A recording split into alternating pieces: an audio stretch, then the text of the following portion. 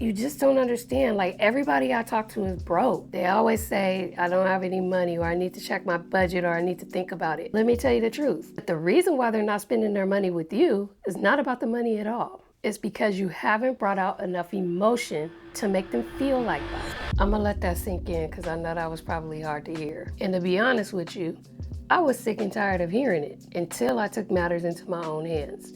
You see, when I first started fitness coaching, I used to believe that lie as well. I used to run sales call after sales call after sales call after sales call, only for people to tell me, oh, let me check my budget, or I need to think about it, or is that all due up front today? Can I make payments? I used to hear it over and over and over and over again. It was to the point where I started to question my prices. I started to think maybe I'm charging too much, until one day something clicked. I mean, something just didn't seem right, because the same people that was telling me, let me check my budget and can I make payments, or is it all due up front today, or maybe some other time?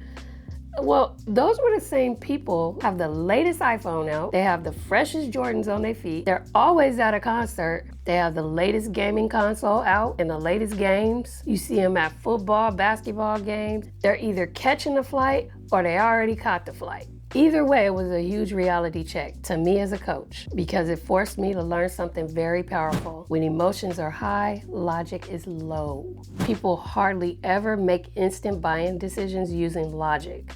They make instant buying decisions because of how it makes them feel. The concert makes them feel great. The new Jordans make them feel pretty. The vacation makes them feel free. And how did my fitness program make them feel? Like another expense. So if you're a fitness coach and you're constantly hearing the word no, stay to the end of this video, because I'm gonna give you some tips that's gonna take you from let me think about it or let me check my budget to where do I sign and when do we start? So let's get into them. So the first secret that you need to know in helping someone make an emotional decision on the spot is to understand that emotions always fluctuate over time. So let's just say we have a graph here, okay? And on the x-axis, this is emotion. On the y-axis, we have time, okay? Emotions always fluctuates over time, but most of the time, our emotion kind of sits right here in the middle, right? And we'll call this everyday life. Nothing bad or good happens. You're just going through the motions. You're going through life. But we all know life does not work that way, right? Life always has its ups and its downs, right? It's always fluctuating. Up here can maybe be, you got a raise. Okay, you got a raise at your job. Maybe down here, your pet died. Maybe up here, you, marriage proposal. Maybe down here, you had a bad argument, a really bad argument with your spouse. Okay? Maybe right here, you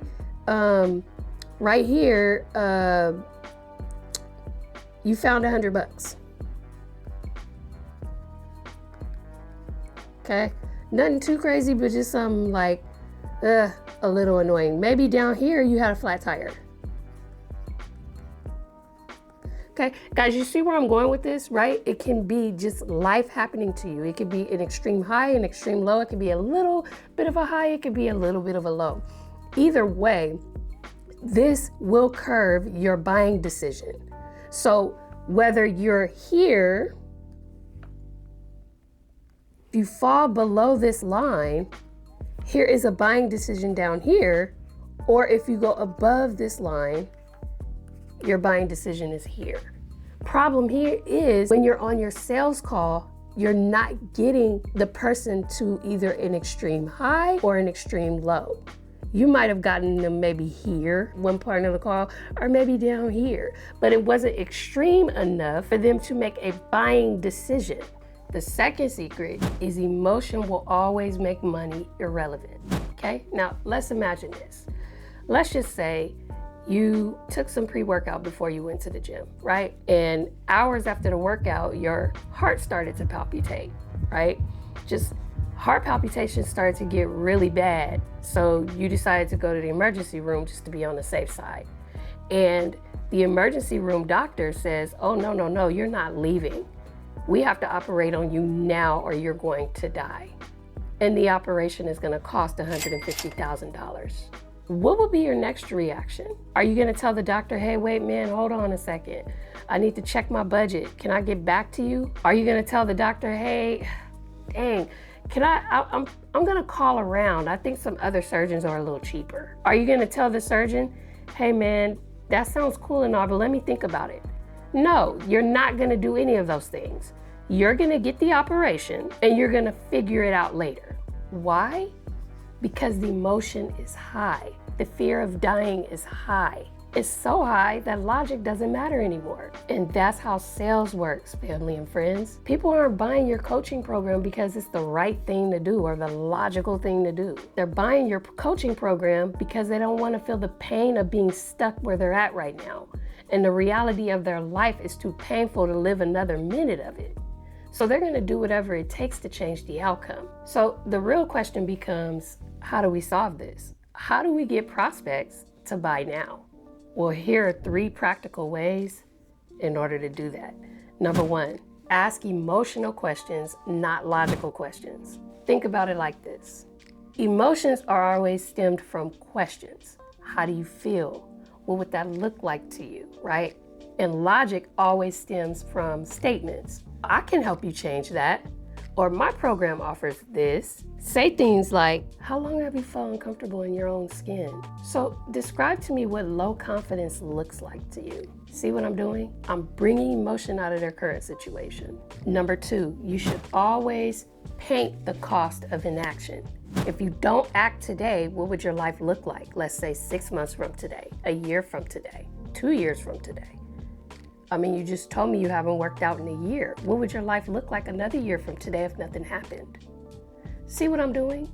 I'm getting them to tell me what their life would look like if nothing changed. That makes a person not only resent the way that their life is currently, but it also makes them feel the weight of remaining the same. And that usually hurts more. And then the third way is more of a positive anchor into their future. So say things like, you know, what would life look like to you if you was to wake up, let's say, I don't know, 3 months from today, and you look in the mirror and you love the person that you see? Or how would you feel if you were out going shopping one day and you had an armful of clothes to try on?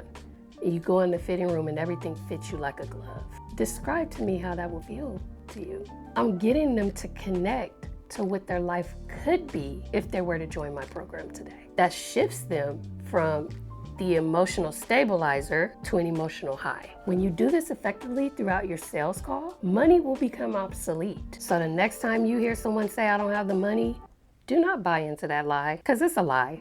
Instead, go back to the drawing board and learn how to ask better questions. If you want to learn more objections like the money one, make sure you hit that subscribe button. If you want more tips and tricks and hacks that I don't share with anybody else, make sure you also click that link and sign up for my free newsletter, $1 Million Mouth.